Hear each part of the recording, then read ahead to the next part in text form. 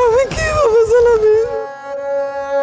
এই কান্না শুধু লাইটম্যান রবিনের নয়, পুরো বিনোদন ইন্ডাস্ট্রির ক্যামেরার পেছনের সকল মানুষের।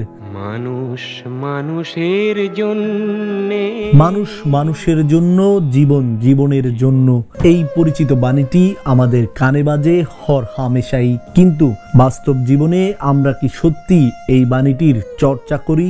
প্রশ্নটি আসে তখনই যখন শুটিংয়ের একটি গাড়ি মারাত্মক দুর্ঘটনার কবলে পড়ে দুজন জীবন মৃত্যুর সাথে পাঞ্জা লড়ছেন, আর এ সময় স্বার্থপরের মতো একসঙ্গে চলা মানুষগুলোর খোঁজ নেন না লাইট ক্যামেরা অ্যাকশন দুনিয়ার হিরো হিরোইন সেজে থাকা মুখগুলো।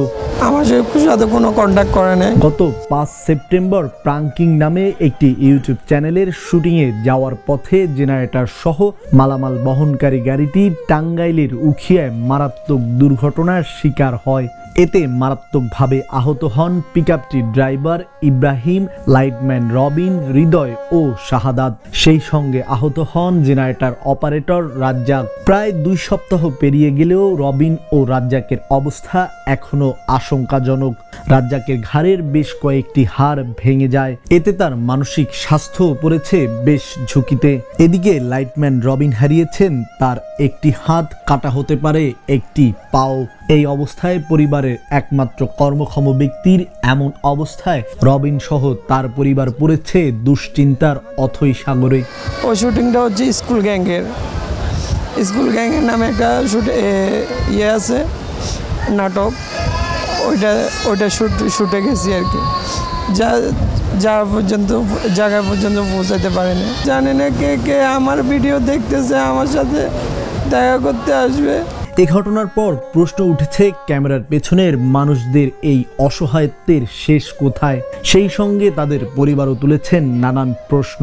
আসে না, খোঁজ খবর নেয় না, ও দেখাশোনাও করে না। মানে কোনো দিক থেকে কোনো কিছুই পাই নাই খলিলের দিক থেকে, যে কোনো লোক আসি খলিলের মাধ্যমে যে আমাদেরকে একটু সান্ত্বনা দিবে, ওইটাও দেয় নাই। খলিল ভাই জিনিসটা জিজ্ঞাসা করা উচিত ছিল, সে একটু কোনো খোঁজ খবর নেয় না, কি হয়েছে কি না হয়েছে। এদিকে সহকর্মীদের জন্য সাহায্য চাইতে গিয়ে কান্নায় ভেঙে পড়লেন প্রোডাকশন ম্যানেজার ইব্রাহিম। আহ্বানটা জানাইতে আসি আমাদের এই বাড়িটার পাশে দাঁড়ানোর জন্য।